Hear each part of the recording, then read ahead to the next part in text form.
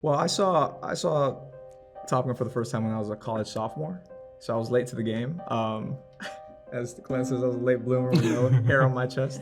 But I just think you should have seen Top Gun before. I then. absolutely should have. But you know what? It's anyway. I saw it as a college sophomore, and then I fell in love with it, and I was just dying for there to be a sequel, and if there was a sequel, for there to be a role with for someone like me, and so when the audition came around, I was just like, I manifested this. It's only here because I dreamed of it. Yeah, that's true. Yeah, I mean, that could be it. Yeah, manifestation. I saw it when I was a kid, and I believe I was eating Tito's or something like that when it first came on TV. Drinking Tito's. Huh? Eating Tito chips. You eat taquitos, you drink Taquitos. Tito's. That went wrong. I was like drinking Tito's when you were a kid, bro. I was. I mean, it's only right. If you're watching Top Gun and you want to be like a Navy pilot, then you're gonna drink. Okay, yeah. But yeah, I watched it and I enjoyed it, and to be a part of something that I know that the world loves is incredible.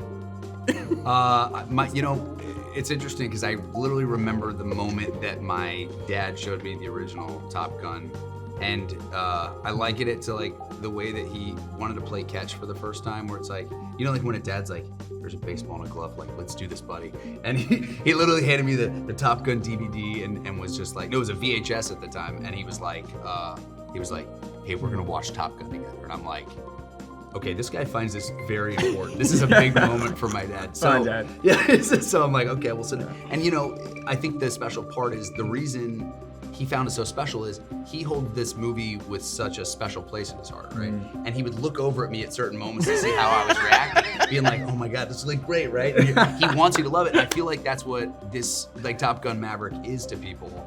It's this communal experience. You gotta see it with other people. You wanna high five after this movie. Like, you want a fist bump, you're gonna cry with strangers. Like, it's that kind of movie that really defines why we all kind of got into this business and why we all love the theatrical experience. So, yeah, my dad's gonna be bawling at this premiere, I guarantee you. He's seen it. No, he hasn't seen it. it. Oh, he hasn't seen it? Did you say No that bloody way. I kept it. I have not shown any of my family this movie. Wait, time out. So you had your family come to CinemaCon and made them wait outside while the movie was going Brilliant. Man, But- Hangman, he's ruthless. You said that your dad brought up Top Gun and Jurassic Park, and you picked Top Gun, right? Yeah, Yeah. I turned down Jurassic Park in order that's to what it talk. was. So if you would have picked Jurassic Park, you would have been in the Jurassic no, I movies think he instead still of. would have ended up in this. Oh, okay. Yeah.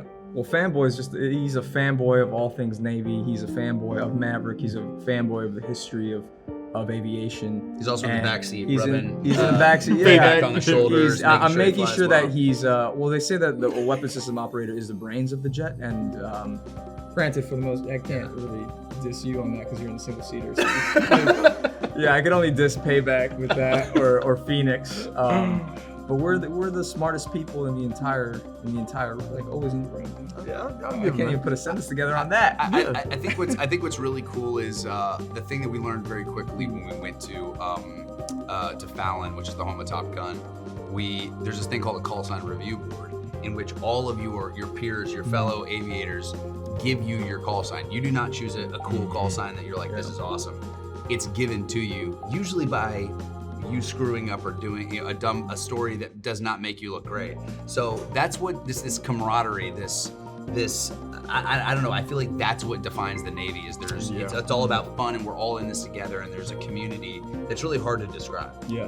Oh, the whole from day one and still till this day, even rapping Top Gun. I mean, he's been a great friend and a great mentor, somebody you can count on for advice or guidance of the career. And like I said, me being early on in my acting career, he's been the mold of setting the bar high for me to follow.